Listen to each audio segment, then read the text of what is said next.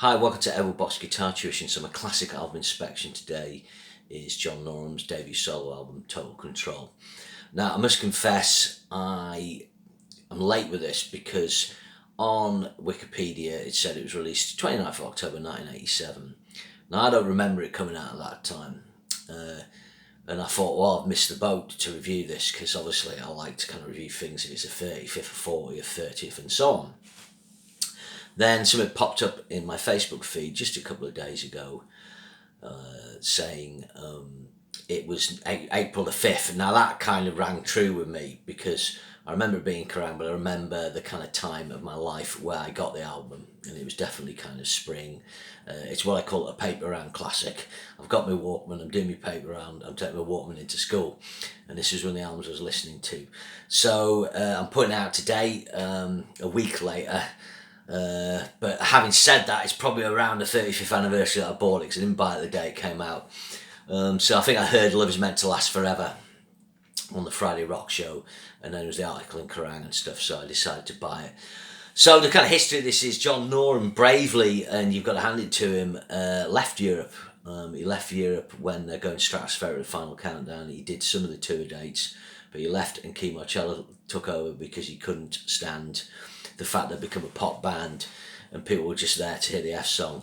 And yeah, you got to hand that to him. But on another note, probably at that time, Europe, he'd still be on a wage and stuff. He probably recognised, although they would get income coming in from the album sales, they'd still have debt, and Joe Tempest, having written the songs, would be the prime beneficiary. So John Norum could probably not cut his losses, but could probably get himself in advance and, survive a different way. And he's young and he didn't have any responsibilities. So I'm imagining, there was that thinking around it. He's recording in Stockholm. What's it like? It's very much a mix of sort of his influences, Thin Lizzy, Gary Moore, Whitesnake. It is a bit derivative, but it's enjoyable. The production's pretty scratchy. He made better sounding albums than this, and it's actually got some outside rights sort of cover versions. But let's dive into it. So the second track, Love Is Meant to Last Forever, that's 3 minutes 40. The other weird thing about that is it's got a gallop, like the Final Countdown. But it's a great track, great, really good vocal by Goran Edman, who sings on 3 tracks in this album, and a great middle song, a superb outro solo, where he just does that really gutsy vibrato and blues infused playing that he can do. The opening track is Let Me Love You. That's in the key of F sharp as well, as is Love Is Meant to Last Forever. I think the Final Countdown's in F sharp as well. F sharp minor. Let Me Love You is cool. It's kind of more bluesy. Again, he opens with some really hauling lead. He does what I call big ass bends, kind of those big Schenker, big Moore bends. And you can see he's trying to compete more with the Malmsteen thing. He's a kind of fast alternate pig and legato passage in the solo. I didn't realise at the time I was actually good mates with Malmsteen, which is weird. You can't really imagine like Malmsteen being friends with anyone, but anyway, they are awesome. So it opens really strongly. Then it's got a kind of drab Gary Moore style ballad called Too Many Hearts. What he actually pronounces the word what the same as Gary Moore. It's okay, but then you've got someone else here. It's got a co-writer called Peter Hermansen on this. This track's alright, quite a nice solo, really cool outro solo, with some fast alternate picking Alan Malmsteen. I remember when I was in sixth form, I played the outro solo to a mate. He said, "Oh, it just sounds like Yngwie," but anyway, I enjoyed it. I was quite happy for things to sound like Yngwie then. Then side 1 of the original vinyl, 314, finished with Eternal Flame. Goran Edman sings on this. It's a Malmsteen style track with a kind of really sort of Phrygian dominant riff. It's actually really good. It's heavy, it's ripping, the vocals are excellent.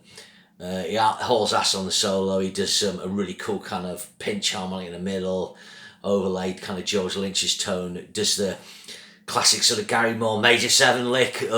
He's another one who does this lick. So yeah, 3 really good tracks on that side.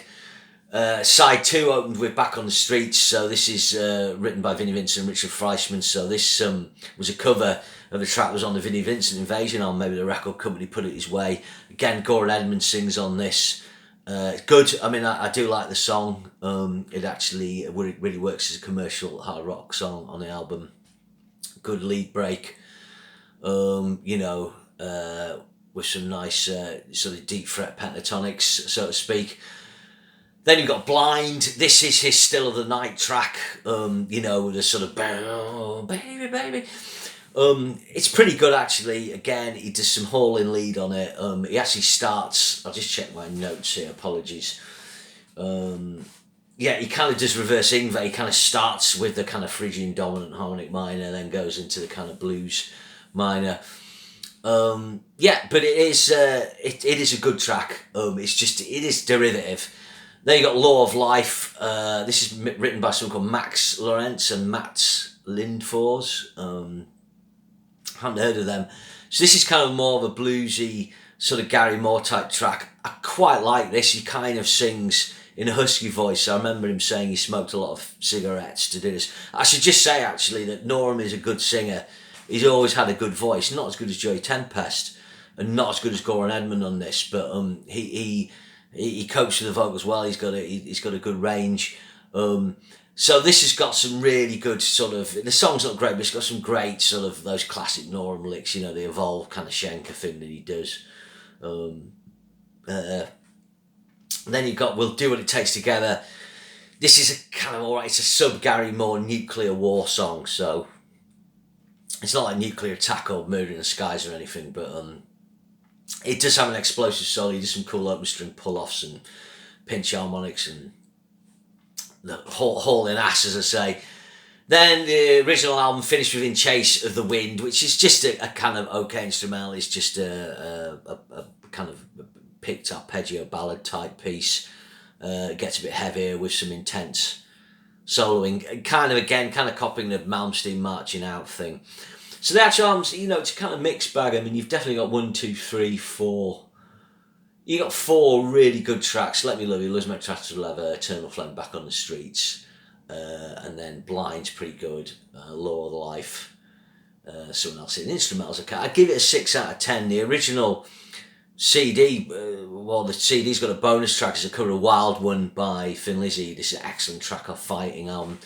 And in some ways, it would have been better if if they just ditched a track, one of the lesser tracks, and just used this. You know, he often does covers of Thin Lizzy. It suits his voice. He does a cracking job with the solo. I mean, you know, you can't go wrong with Wild One because it's a great song.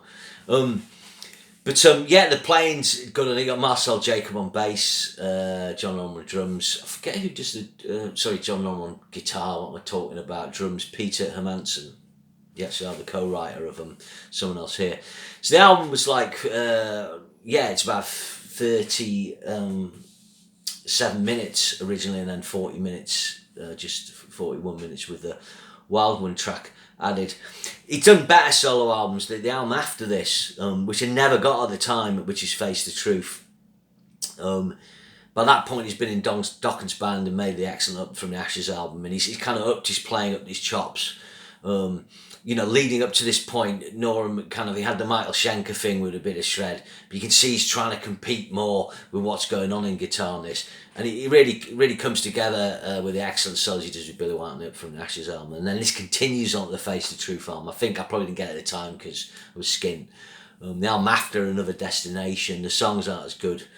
But there's some amazing playing on that. That's probably his peak period, the Up From the Ashes to Another Destination. That's where he's doing all the kind of Michael Schenker, Gary Moore stuff we love, but he's got some real shred and real fire in him.